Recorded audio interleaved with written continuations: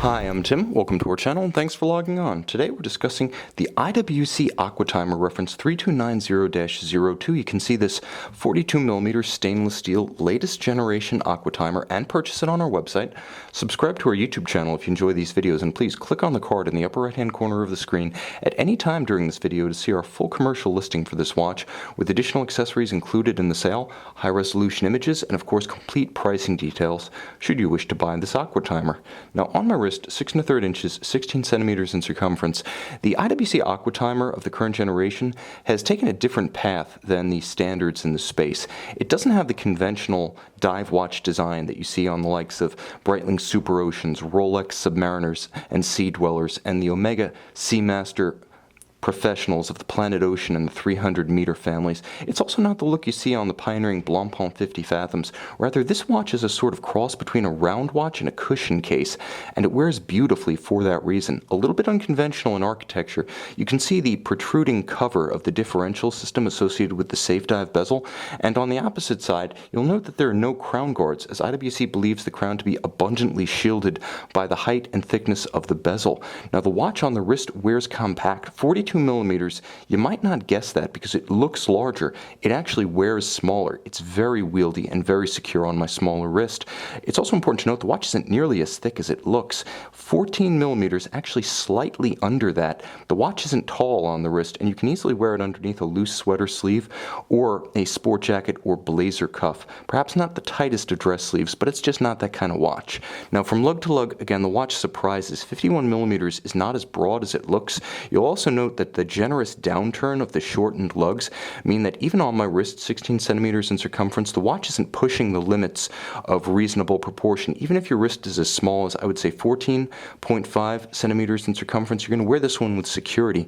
And you can see how the bracelet nicely curves around my wrist. It doesn't have any tendency to flare or fight the curve of my smaller wrist.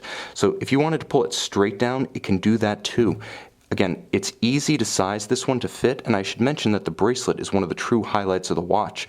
Now, it's of the same quality that you see on the contemporary all solid link Rolex Oyster bracelets. It's the same quality that you encounter on the benchmark Blancpain FX71 bracelet. So it feels that substantial in the hand, and the finishing's up to that level.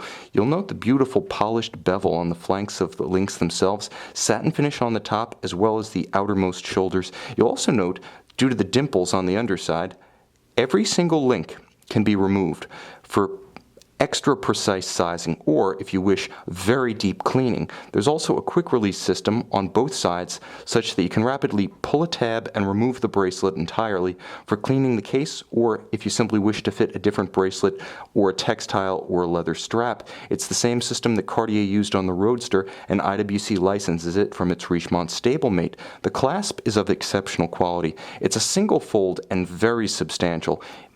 Despite its low profile, it feels as though it's built like a tank, and with twin trigger release, it can accidentally pop open.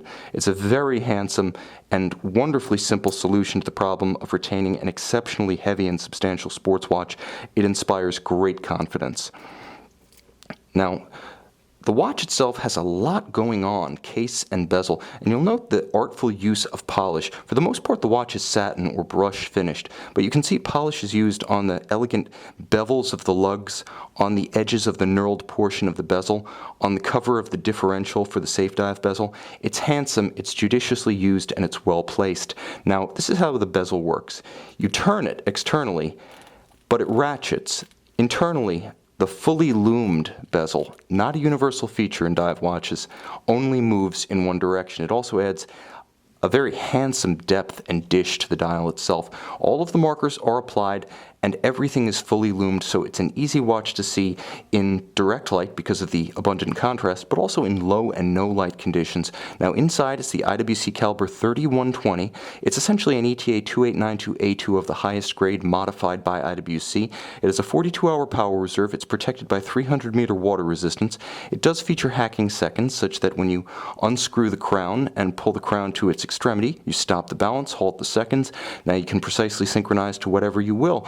A quartz watch, an atomic clock, or even a dive timer. There's also a quick set for the date, which is discreetly hidden on a monotone black date disc at 3 o'clock. This watch is loaded with features and, in the hand, quite literally feels like a load of high-quality metal, precision machined, stamped, almost as though it were cut from a single ingot of steel. It feels like a bank vault for the wrist.